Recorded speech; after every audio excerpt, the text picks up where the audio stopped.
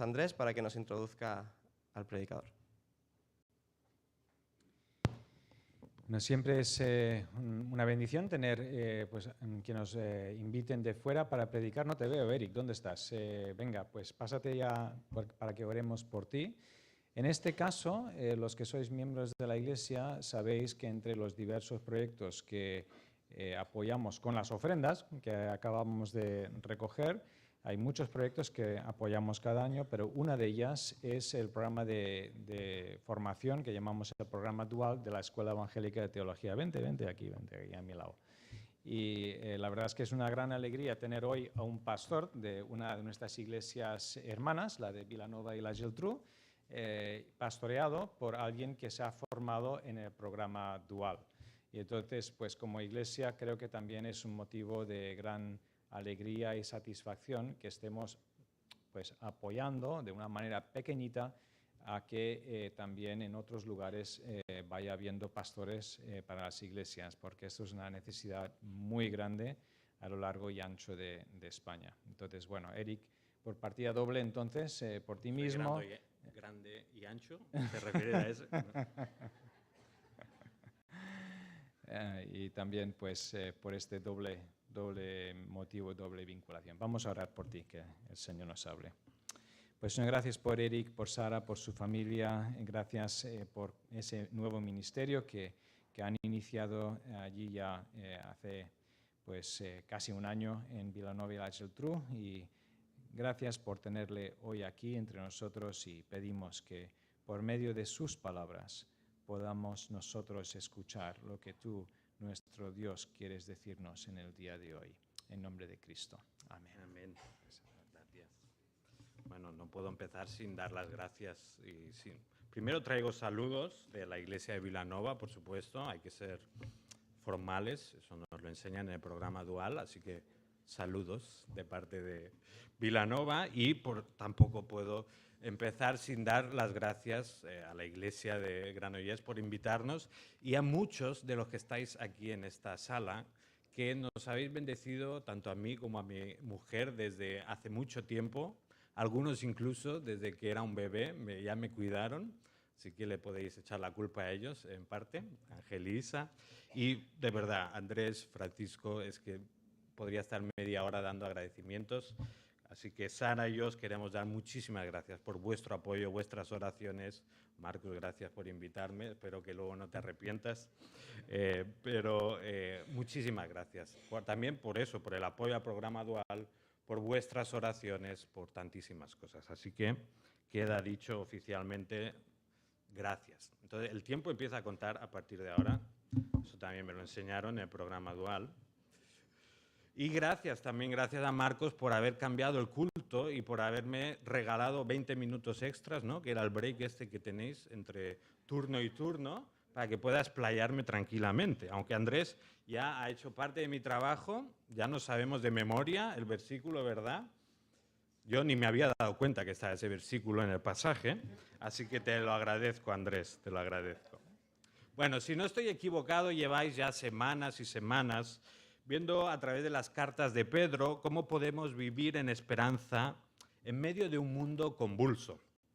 Y me imagino que, bueno, después de tantas predicaciones sobre esta cuestión, ya debéis estar llenos, ¿no? Henchidos en el lenguaje antiguo. Algunos nos sobresale la esperanza del cuerpo, ¿verdad? No sé cómo te encuentras. ¿Estás esperanzado? ¿Notas que estas predicaciones han ido teniendo efecto en tu vida? Algunos tenéis sois como Moisés, ¿no? Ay, perdón, no le he dado. Ahora cuento, sois como Moisés bajando de la montaña, ¿verdad? Con ese rostro brillante, lleno de esperanza, iluminando a todo el mundo. Espero que sí. Y espero que después de hoy pues, no os haya quitado la esperanza, sino que podáis tener todavía más. Pero me gustaría que en esta mañana podamos ver 4 cosas en referencia a la esperanza que tenemos los cristianos. 4 cosas que podríamos llevarnos en esta mañana sobre esta esperanza. Y vamos a intentar responder a 4 preguntas. ¿Qué tipo de esperanza tenemos los cristianos? ¿Qué se supone que tenemos que hacer con esta esperanza? ¿Cómo podemos alimentar esta esperanza y cómo podemos estar convencidos, cómo podemos estar seguros de que esta esperanza es correcta. Como decía, seguimos adelante entonces con esta serie de las cartas de Pedro y estas cartas nos están ayudando cómo vivir con esperanza o nos están ayudando a entender la relevancia de la esperanza en el contexto en el que vivimos, un contexto convulso, cambiante y difícil. Y hoy empezamos la segunda carta de Pedro y en los primeros versículos ya encontramos al autor y los destinatarios de la carta. Versículos 1 y 2 dice: Simón Pedro, siervo y apóstol de Jesucristo, a los que han recibido una fe como la nuestra, mediante la justicia de nuestro Dios y Salvador Jesucristo. Gracia y paz os sean multiplicadas en el conocimiento de Dios y de Jesús nuestro Señor. Ya Jonathan Halley dio una introducción muy buena, primera de Pedro. El autor es el mismo, así que no os digo nada nuevo. Los destinatarios probablemente sean los mismos. He estado aquí hablando de la gente que ha recibido esa fe que los mismos apóstoles tenían, así que tenemos mismo autor, mismos destinatarios. Pero vale la pena mencionar dos cuestiones que propician un poco la escritura de esta carta. Por un lado, Pedro está ya en los últimos compases de su vida. De alguna manera el Señor le ha hecho saber que ya le queda poco en la tierra y que entonces pues eso, está a punto de morir. Yo no sé si has estado muerto alguna vez o si has estado a punto de morir, pero son momentos en los que no estás para tonterías, para enrollarte con cosas que no tienen nada que ver, sino que un poco vas al grano, ¿verdad? Entonces aquí tenemos un Pedro conciso, un Pedro que va directamente a hablar cosas importantes, cosas relevantes para nuestra vida. Por otro lado, también vamos a ir viendo en esta carta, especialmente la semana que viene, cómo Pedro está advirtiendo a la Iglesia de un problema grave, de una amenaza para la fe, para la esperanza de los creyentes, que es la presencia de los falsos maestros. Ahora, yo no sé cómo predicar aquí sobre falsos maestros cuando tenéis tan buenos maestros, tan buenos predicadores, no sé cuántos tenéis, 15, 20, 30, ¿no? Bueno, tenéis bastantes, así que sois una iglesia muy bendecida, podéis dar gracias al Señor. Así que cuando hable de falsos maestros no me refiero a nadie de esta congregación, es simplemente Pedro está advirtiendo a la iglesia de estos falsos maestros que eran pues personas, quizá enseñaban que el Señor pues no iba a venir, no iba a juzgar al mundo, entonces tú podías vivir un poco como querías, que no importaba lo que hacías con tu cuerpo, con tu vida. Y claro, ellos como falsos maestros aprovechaban para dar licencia a sus placeres terrenales y aún así creer que estaban bien con el Señor, ¿no? Teniendo estas dos cosas en mente, entonces nos disponemos a ver en profundidad el capítulo 1. Un capítulo donde Pedro nos anima a vivir en esperanza con una entrega total por un evangelio verdadero. Y como decía, vamos a ver 4 cosas referente a nuestra esperanza. Y vamos a empezar viendo primero qué tipo de esperanza tenemos, que es una esperanza gloriosa, una esperanza especial. Versículos 3 y 4 dicen así: Pues su divino poder nos ha concedido todo cuanto concierne a la vida y a la piedad, mediante el verdadero conocimiento de aquel que nos llamó por su gloria y excelencia, por medio de las cuales nos ha concedido sus preciosas y maravillosas promesas, a fin de que por ellas lleguéis a ser partícipes de la naturaleza divina, habiendo escapado de la corrupción que hay en el mundo por causa de la concupiscencia. Vamos a ver que tenemos los creyentes una esperanza gloriosa, una esperanza maravillosa, increíble, especial. Paco me decía que no tengo permiso para decir ninguna herejía, lo que me sabe mal, porque luego os podría haber preguntado, oye, ¿qué herejía ha dicho? A ver si estabais atentos. Pero lo más cercano a una herejía que quizá podemos leer en estos pasajes es que Pedro dice que podemos ser partícipes de la naturaleza divina. Tenemos que ir con cuidado. ¿Qué significa que seamos partícipes de la naturaleza divina? Bueno, un comentarista escribe que Pedro está aquí tomando un término típico de la filosofía griega el término de la naturaleza divina. Y con esto los filósofos griegos animaban o exhortaban a sus conciudadanos a esforzarse por llegar a ser como los dioses, renunciar a las pasiones carnales, renunciar a ciertos estilos de vida para llegar a ser como los dioses, a esas virtudes tremendas que tenían los dioses. Entonces, el énfasis de la filosofía griega era esfuérzate, esfuérzate, esfuérzate por llegar a ser como esos dioses, ¿no? Claro, si leemos aquí este pasaje de Pedro, vemos que toma el mismo término, pero le da la vuelta, ¿verdad? Porque si repasamos desde el primer versículo, nos damos cuenta como el énfasis no está en esfuérzate, el énfasis está en cómo los creyentes recibimos, ¿verdad? Primero dice que que hemos recibido la misma fe que los apóstoles en el versículo 1 y 2. Luego vemos que el divino poder de Dios nos ha concedido todo lo que necesitamos. Después habla de que a través del conocimiento del que nos llamó, esto es, Dios nos llama, y el que nos ha concedido preciosas y maravillosas promesas. Te vas dando cuenta dónde está el énfasis. ¿Quién es el protagonista de nuestra esperanza? Pues el Señor mismo, que es el que nos ha ido dando todas estas cosas. Qué diferencia, ¿verdad?, con lo que planteaban estos filósofos griegos de esfuérzate para llegar a ser como los dioses. Y qué diferencia con lo que vemos en nuestro mundo, ¿verdad? ¿En qué confía la gente normalmente? Pues en lo que son capaces de hacer.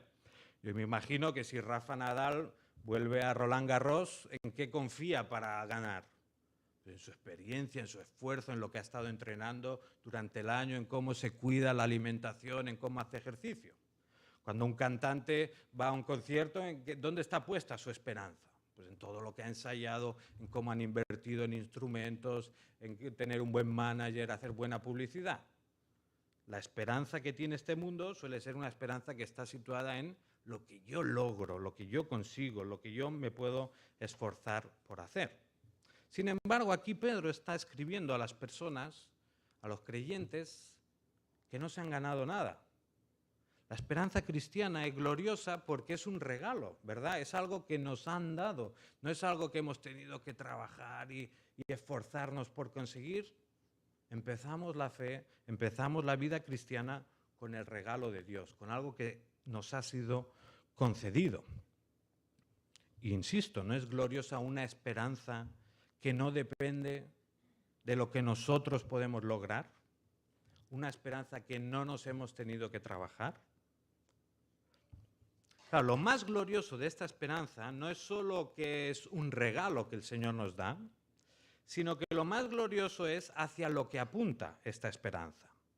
Y decíamos que en el versículo 4 leemos esta frase un poco complicada, ¿no?, o que nos puede levantar las alarmas, que Dios nos ha concedido sus preciosas y maravillosas promesas a fin de que por ellas lleguéis a ser partícipes de la naturaleza divina. Dios nos concede participar de su naturaleza. ¿Qué significa esto? Aquí quizá algunas sectas estaría frotando las manos, ¿no?, diciendo, ¿ves cómo podemos llegar a ser dioses y cada uno luego será su Dios y tendrá su propio universo y tendrá gente que le adore? ¿Está hablando de esto el apóstol Pedro?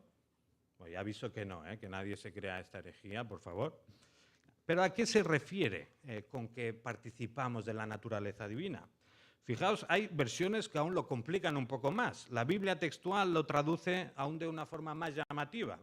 Dice, preciosas y grandísimas promesas para que por ellas llegarais a ser consubstanciales con la naturaleza divina. ¿Cómo se consubstancial? Algo así, no sé, es complicado.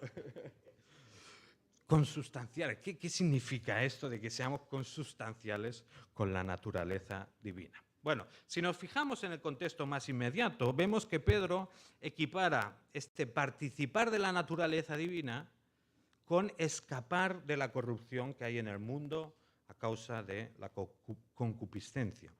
Concupiscencia, no sé cómo debe ser, pero bueno, tampoco debe ser fácil. contraponemos entonces participar de la naturaleza divina con escapar de la corrupción de este mundo. Entonces, de alguna manera, esta participación en la naturaleza divina significa adoptar la naturaleza de Dios, una naturaleza santa, una naturaleza pura y limpia.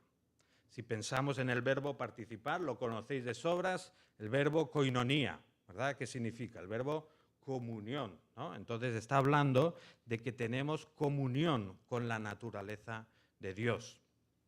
Por tanto, esta participación de la naturaleza divina es una comunión o una identificación más profunda con el carácter de Dios. Claro, si tuviéramos solo este pasaje, aún podríamos debatir un poco esto qué significa, pero es que es una idea que se repite en el Nuevo Testamento. ¿Sabéis dónde más se repite? Hebreos 12:10, muy bien.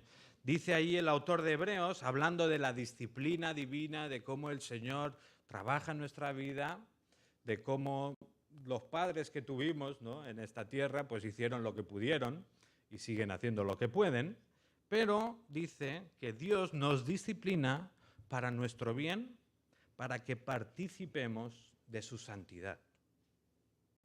El proceso de disciplina divina en la vida del creyente es un proceso que no es muy agradable seguramente, como habréis ido notando, pero sí que produce en nosotros una participación en la santidad de Dios, un parecernos más a Él.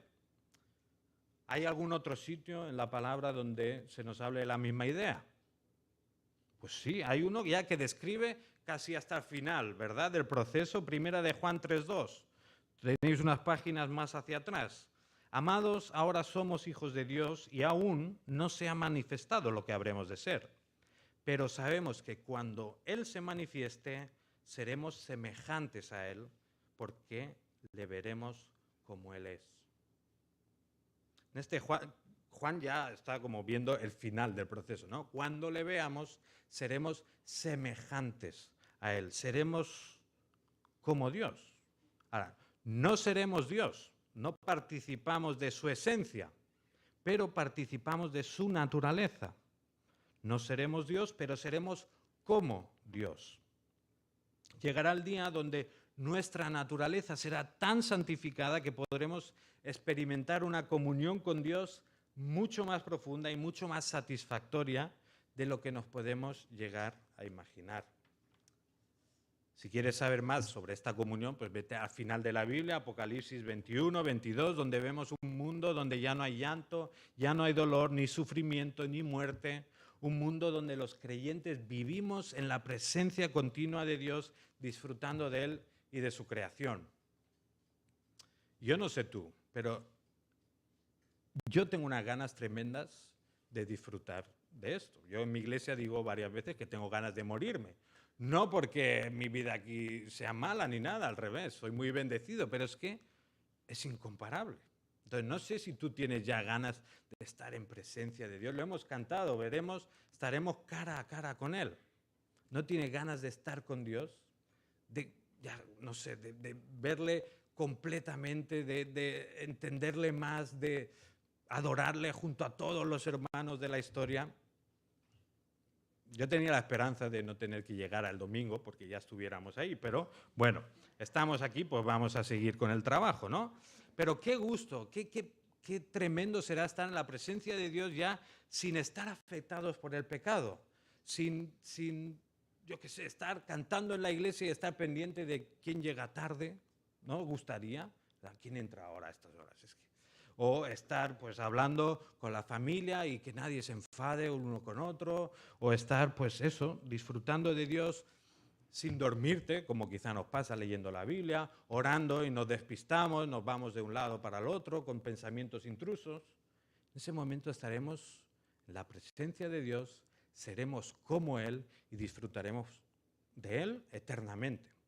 O sea, la esperanza de los creyentes, la esperanza cristiana es una esperanza gloriosa, porque nos lleva nos hace pensar y nos recuerda cosas que ni nos podemos imaginar.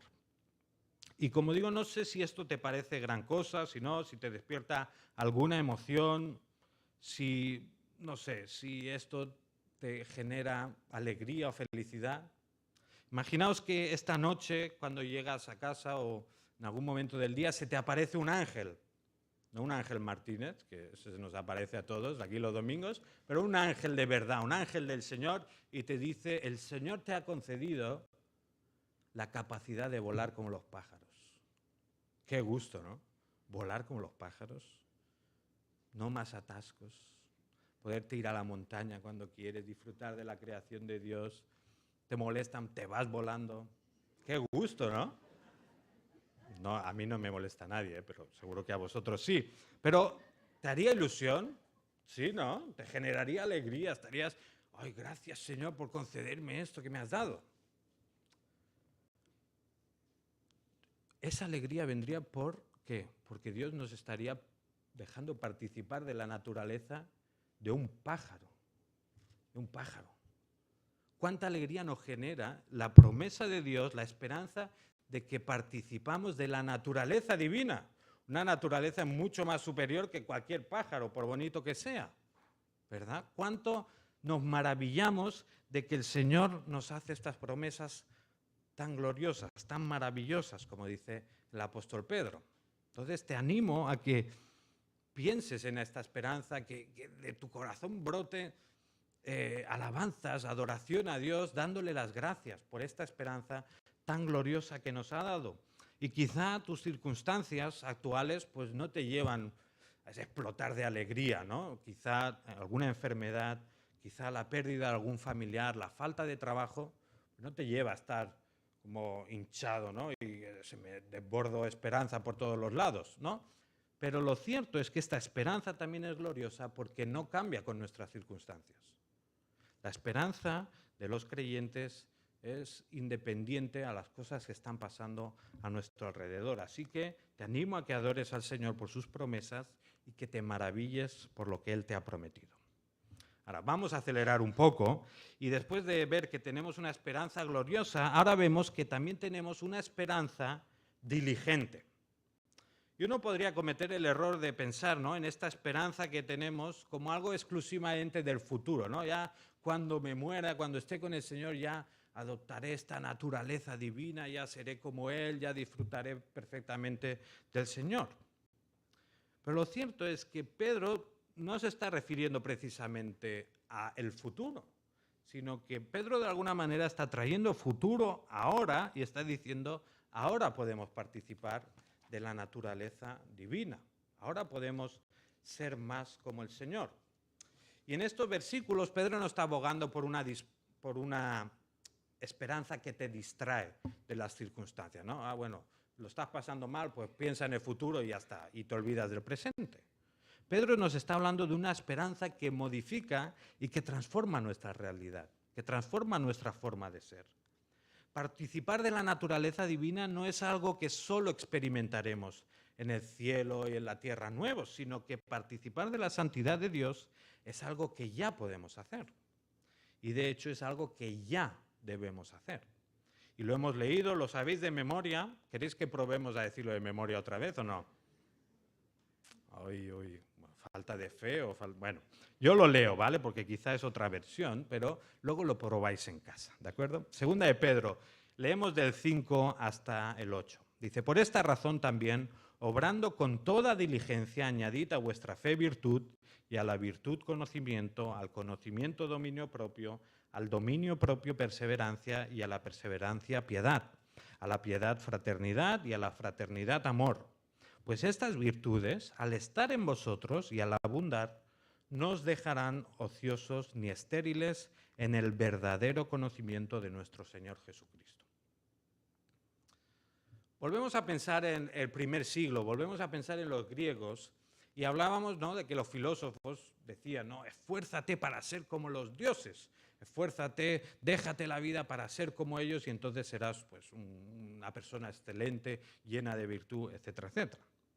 Bueno, yo no sé si es que eran muy optimistas o es que eran un poco ignorantes estos filósofos, pero lo cierto es que si nos ponemos a pensar en el panteón de dioses griegos, romanos, si pensamos también en los dioses que otras culturas pues, se han creado para sí mismos, nos damos cuenta que el ser humano, por naturaleza, imita esa clase de dioses, ¿no? Decía una frase que lo más inverosímil que ha hecho Disney alguna vez es pintar a Zeus como un buen hombre de familia. Los que conocéis un poco la mitología griega, pues sabéis que los dioses griegos eran como superhombres, con superpoderes, ¿no? Podían hacer cosas grandes, pero luego eran superdepravados también. O sea, eran terribles, porque pues, eran ladrones, secuestradores. No hablaremos de Zeus y su vida pues, íntima, ¿no? Pero eran terribles, eran dioses, eran superhombres, donde se exageraban algunas cualidades humanas, pero se exageraban también algunas, digamos, penas humanas, ¿no? Entonces, de alguna manera, las sociedades paganas reflejaban la clase de dioses que tenían. De hecho, podríamos incluso pensar, ¿no?, que esos dioses eran creados a medida, porque si tu dios es un secuestrador, es un violador, es un ladrón, cuando tú estás ante la tentación que te conviene, bueno, pues si mi dios es un ladrón, ¿qué me va a decir a mí si yo robo, no? Si cuando tienes ganas de irte con alguien a la cama y piensas, pues no, si mi dios también, a la que puede, se acuesta con quien sea, pues que te conviene como pecador. Porque lo mismo, ¿no? Si mi Dios hace esto, pues yo hago lo mismo. Claro, si ahora pensamos en lo que Pedro nos está diciendo es, también parécete, sé como tu Dios. Pero ¿qué pasa? Que el Dios de Israel es completamente distinto a los dioses que estas sociedades se creaban, ¿no? Tenemos que el Dios de Abraham no era un Dios lascivo, impertinente, sanguinario, sino que al contrario, el Dios que se revela en la palabra de Dios es un Dios bueno, tierno, cercano, compasivo, es un Dios bondadoso. ¿Qué implica esto? Pues claro, que los que siguen al Dios de Israel, los que siguen al Dios verdadero, tienen que reflejar esa naturaleza divina de la que estamos hablando. Tienen que ser como Dios, tienen que mostrar con su carácter, con las cosas que hacen, al Dios al que dicen seguir. Y lo importante es que aquí dice que lo hagamos con diligencia, añadiendo, esforzándonos, digamos, currándolos. Hoy pues hablaríamos de hacerlo con entrega, de hacerlo con proactividad. Si vamos otra vez al versículo 1, vemos que Pedro se refiere a los creyentes que están leyendo esta carta como aquellos que han recibido la fe. Pero luego saltamos al versículo 5 y dice, añadid a vuestra fe, ¿no? La fe es la base, con lo que todos empezamos la vida cristiana, añadid a vuestra fe todo lo que hemos aprendido hoy, ¿verdad?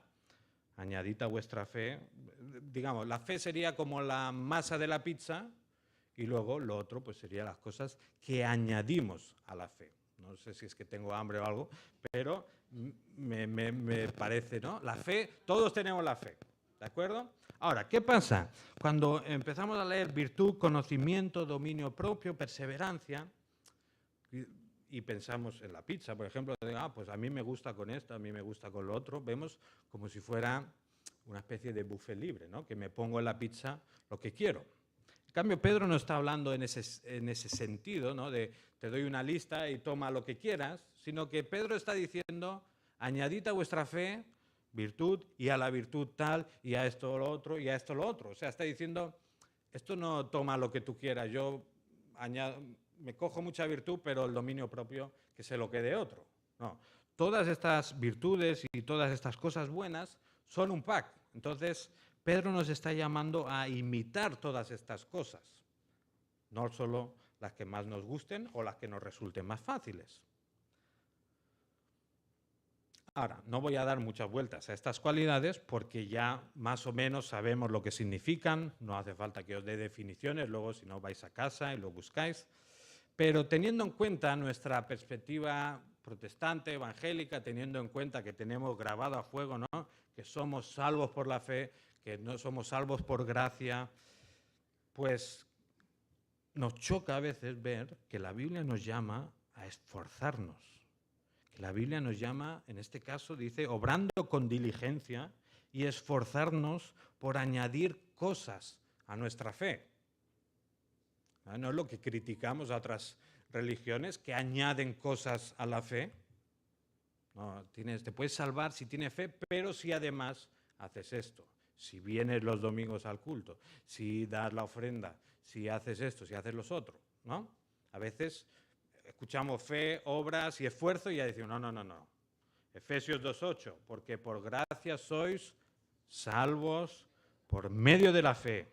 Y esto no de vosotros, pues es don de Dios, no por obras para que nadie se gloríe. Muy bien, qué evangélicos que somos, nos lo sabemos de memoria, lo tenemos grabado y eso, a la que vimos fe y obras y esfuerzo, nada, no. Eso no va en la misma frase.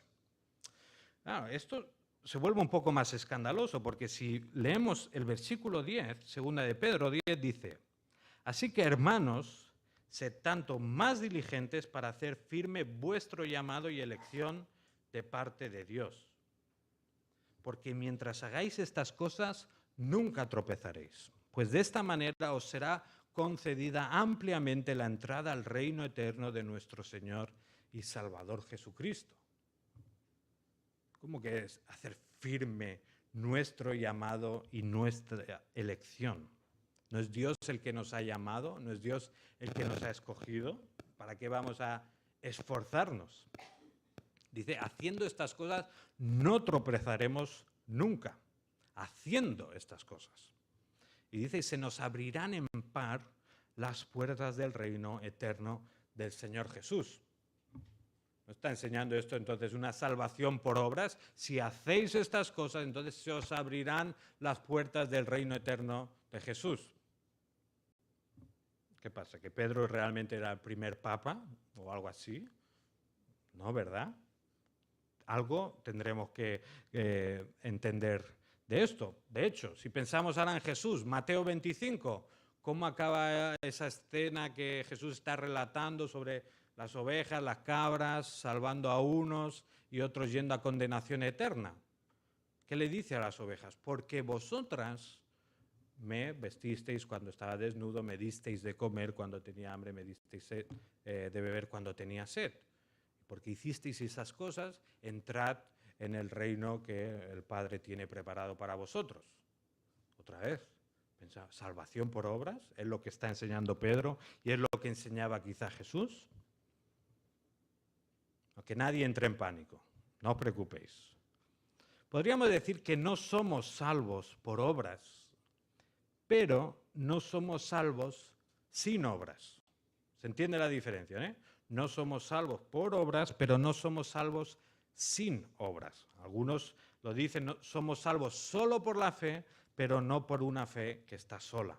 Es decir, las buenas obras no añaden nada a nuestra justificación, pero sí que nuestras buenas obras son parte de nuestra salvación. ¿Se entiende la diferencia, verdad? La salvación es como un pack grande también, dentro pues encontramos adopción como hijos, justificación, regeneración, etcétera, etcétera. Santificación también.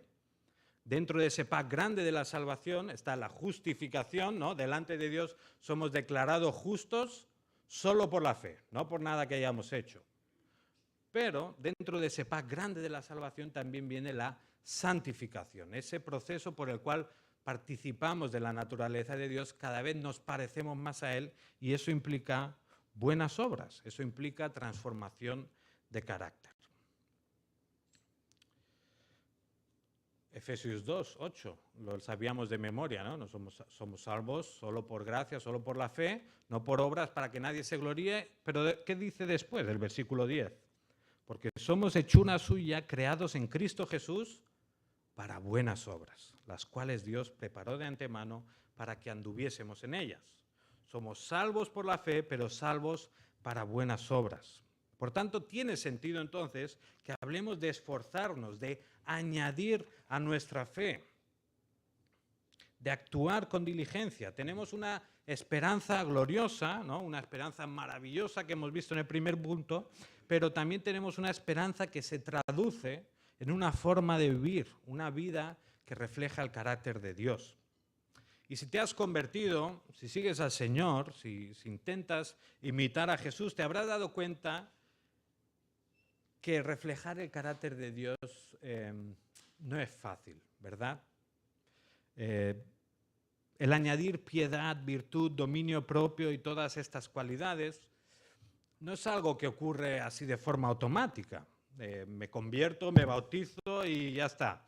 Ya no me enfado cuando alguien llega tarde, ya no me ofendo cuando no me saludan, me convierto y automáticamente ya tengo ganas de estar orando todo el día por mi casa, predicando el Evangelio a todos los que conozco, ya no me enfado si alguien se me cruza con el coche por delante. Soy un santo, ¿verdad? ¿Os ha pasado? O por vuestras caras deduzco que no todos, algunos parece que sí, es verdad, es verdad. Pero es cierto que no hay recetas, no hay dietas milagrosas para cambiar nuestro carácter, ¿no? Estos vídeos de pierde tu mal humor en 5 minutos o cosas así, no existen. El Señor nos llama en su palabra a esforzarnos, a añadir a nuestra fe dominio propio, pues, compasión también podríamos hablar, amabilidad, paciencia, el cuidar a otros. Así que, ¿qué tengo que decirte en esta mañana? Pues esfuérzate por añadir cosas a tu fe, esfuérzate por demostrar a tu entorno más cercano que esa esperanza tan gloriosa que tienes realmente es una esperanza diligente, es una esperanza que te lleva a hacer cosas, que te lleva a vivir de una forma distinta, que te lleva a estar pendiente de tus vecinos, de si tienen alguna necesidad, que te lleva a ser amable con los clientes pesados que se enrollan y hacen preguntas y te quieren engañar. Una esperanza diligente que te lleva a morderte la lengua también cuando estás muy enfadado y cuando tienes razón, además, ¿eh?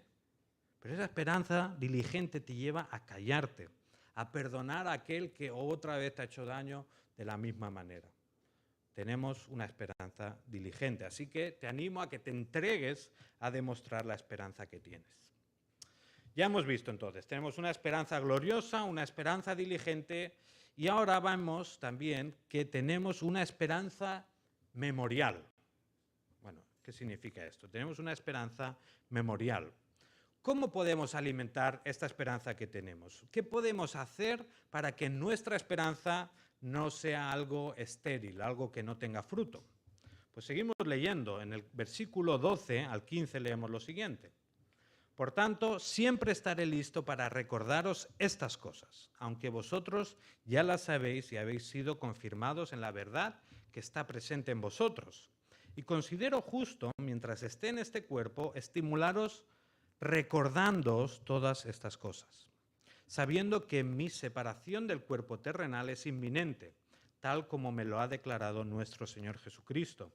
También yo procuraré con diligencia que en todo tiempo, después de mi partida, podáis recordar estas cosas. 3 veces Pedro usa la expresión recordar estas cosas.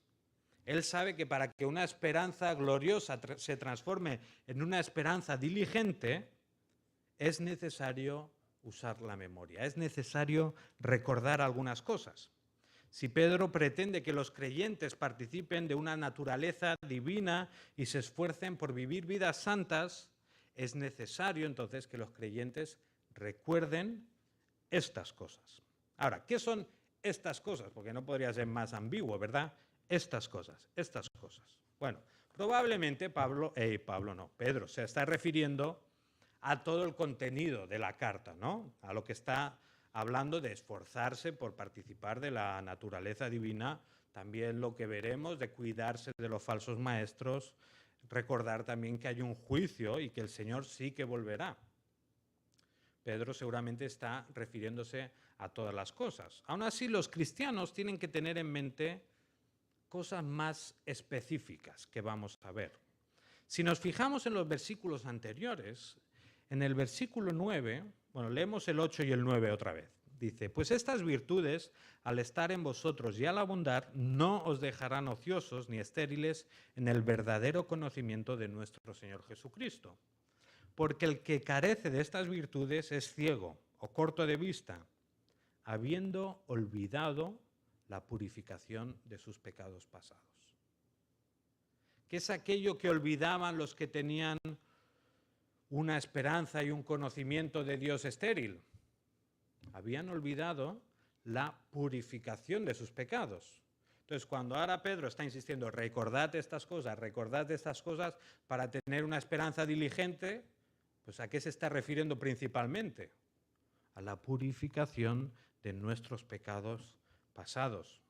Si olvidar eso pues, nos hacía vivir de una forma inmoral, siguiendo la corriente de este mundo, recordar la purificación de nuestros pecados pasados, ¿qué nos hará?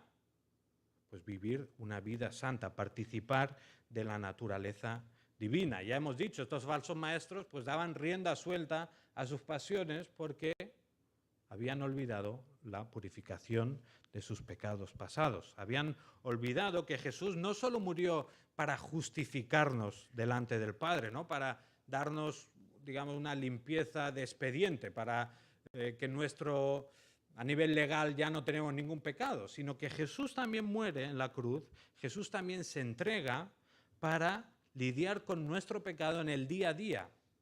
Dice para lavarnos, para purificarnos de nuestros pecados. Efesios 5, 25 y 26 dice que Cristo amó a la iglesia y se dio a sí mismo por ella para santificarla, habiéndola purificado por el lavamiento del agua con la palabra. Por tanto, si nosotros queremos que nuestra esperanza realmente se traduzca en un estilo de vida más santo, en una mayor semejanza a Jesús, tenemos que recordar lo que Jesús hizo por nosotros. ¿Y qué hizo Jesús por nosotros?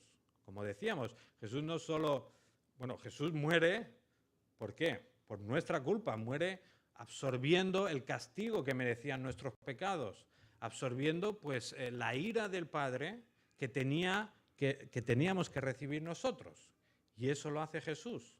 ¿Para qué? Pues para que por un lado pues seamos limpios delante del Padre, podamos tener comunión con Él, pero también para que seamos limpios, para que vivamos vidas santas ahora mismo y que otros puedan conocer a Dios a través de nuestro testimonio. Entonces, tenemos que recordar, si queremos tener una esperanza diligente, tenemos que tener este recuerdo continuo de lo que Dios ha hecho por nosotros. Y si queremos añadir a nuestra fe, virtud, perseverancia, dominio propio y todo lo que Pedro ha mencionado, tenemos que hacer memoria de que Jesús se entregó por nosotros para santificarnos y purificarnos de nuestros pecados.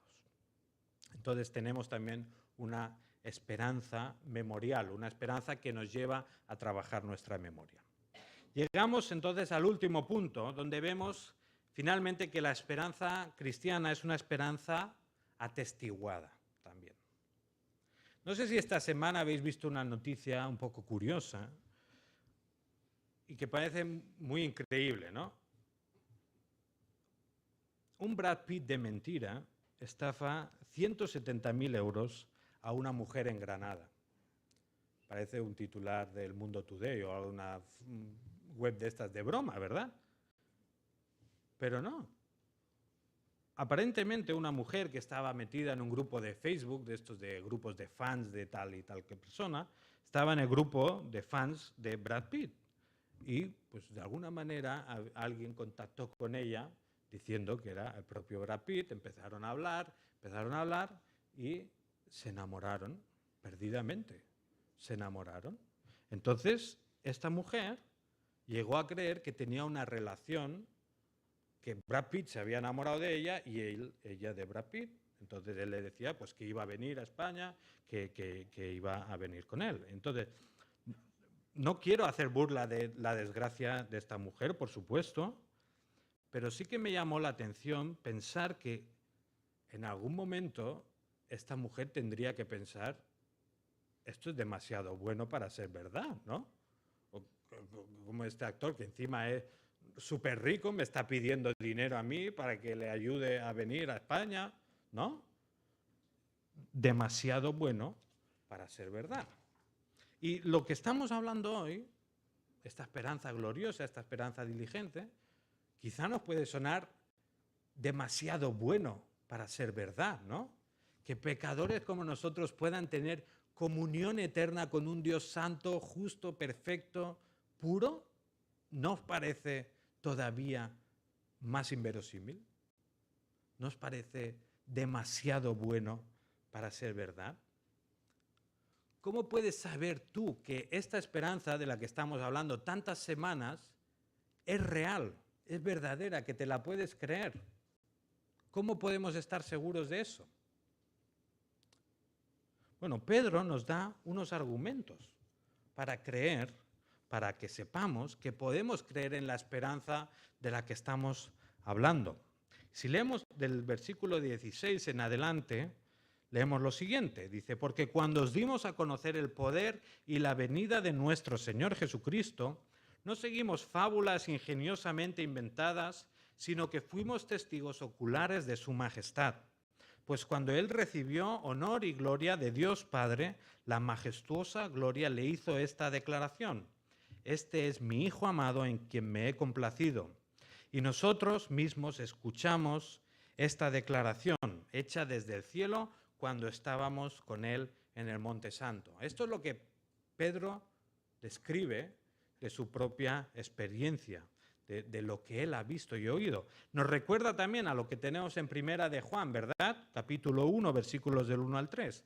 Lo que existía desde el principio, lo que hemos oído, lo que hemos visto con nuestros ojos, lo que hemos contemplado y lo que han palpado nuestras manos acerca del verbo de vida, pues la vida fue manifestada y nosotros la hemos visto y damos testimonio y os anunciamos la vida eterna, la cual estaba con el Padre y se nos manifestó.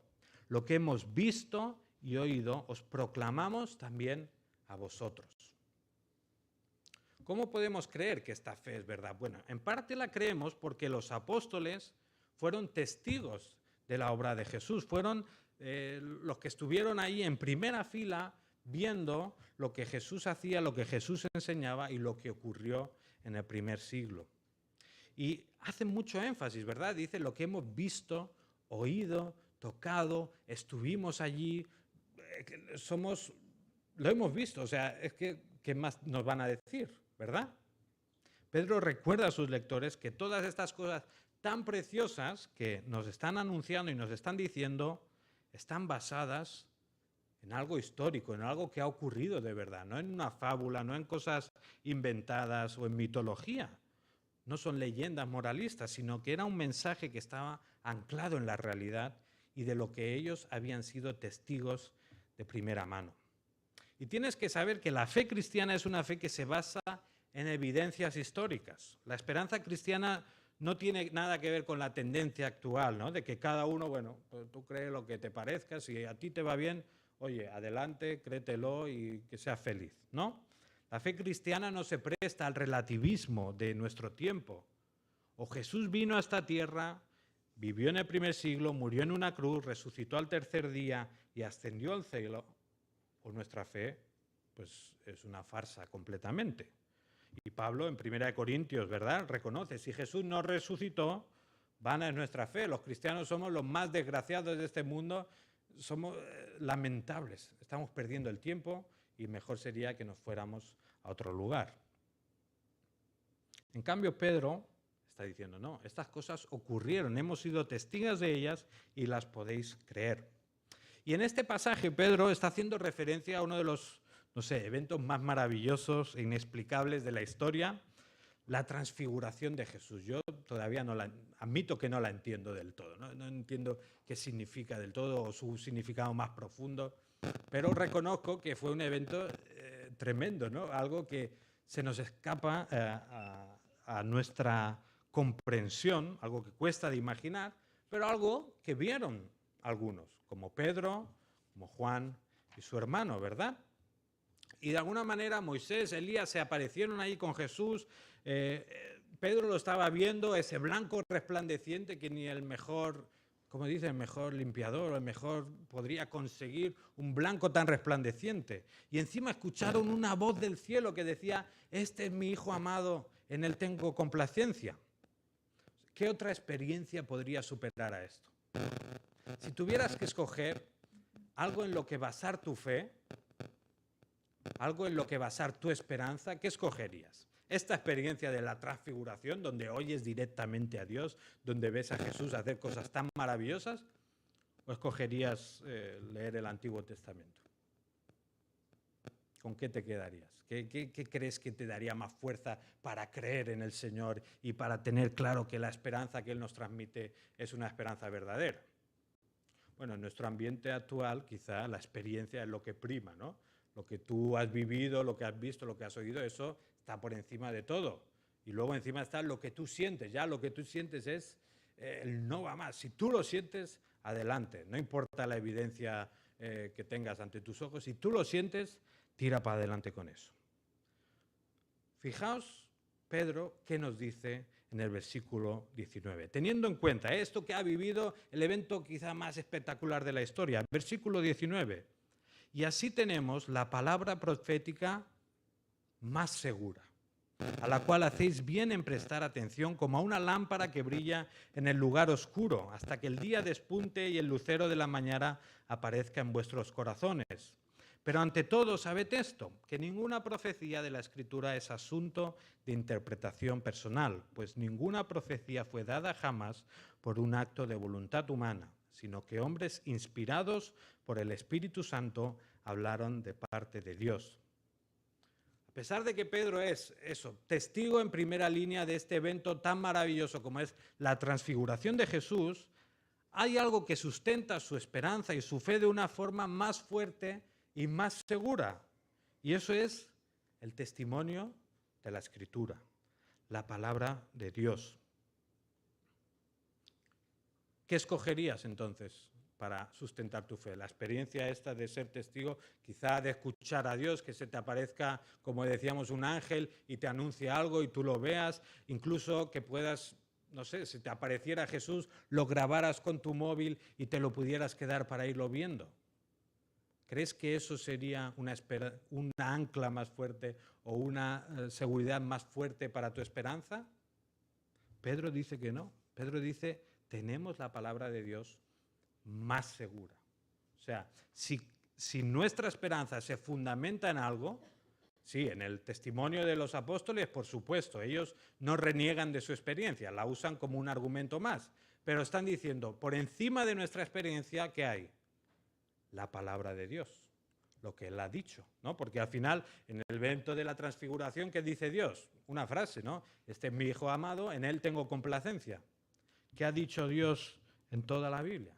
Y pensad que Pedro seguramente hablaba del Antiguo Testamento.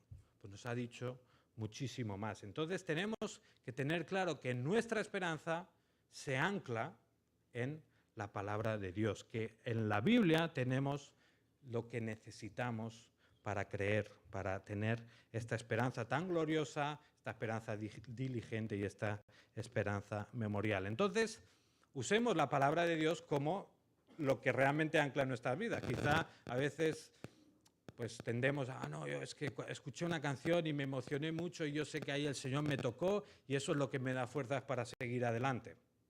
Bueno, no está mal esa experiencia, no renegamos de ella, pero ¿dónde anclamos nuestra esperanza?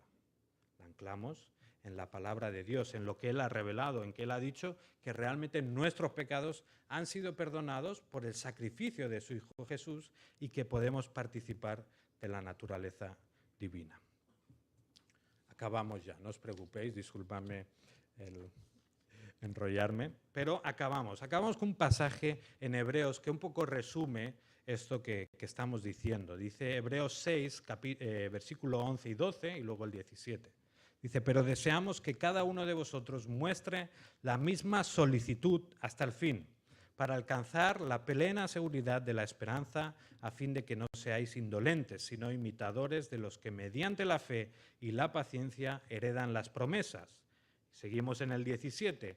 De la misma manera, Dios, deseando mostrar más plenamente a los herederos de la promesa la inmutabilidad de su propósito, interpuso un juramento, a fin de que por dos cosas inmutables, en las cuales es imposible que Dios mienta, seamos grandemente animados los que hemos huido para refugiarnos, echando mano de la esperanza puesta delante de nosotros, la cual tenemos como ancla del alma una esperanza segura y firme. ¿Cuál es entonces el ancla de nuestra esperanza? Que las promesas que hemos recibido vienen de parte de Dios, quien no puede mentir, quien nos asegura que cumplirá todo lo que ha dicho. Por tanto, teniendo claro esto, teniendo claro que no estamos creyendo en fábulas ni en leyendas populares, sino que tenemos una esperanza basada en un evangelio verdadero, contrastado, atestiguado, te animo a que dejes que esa esperanza transforme tu vida, se traduzca en una vida entregada a las buenas obras, entregada a predicar el Evangelio, una vida donde nos esforzamos por vivir de una forma más santa, participando de esa naturaleza divina que Dios nos ha prometido. Así que vamos a orar al Señor, vamos a pedirle ayuda. Padre, te damos las gracias por tu gran amor, por estas promesas tan maravillosas, tan gloriosas, que no podemos ni siquiera llegar a entender del todo, pero lo que sí que podemos saber es que son unas promesas seguras, unas promesas que pueden anclar nuestra vida en ti, que nos permiten, Señor, también vivir una vida santa, una vida que sea agradable a ti, una vida entregada a reflejar tu carácter y una vida que también sirva para que otros te puedan conocer y puedan disfrutar de ti. Ayúdanos, Señor, a hacerlo. En el nombre de Jesús. Amén. Disculpad el tiempo, pero bueno, gracias, Marcos, por los 20 minutos.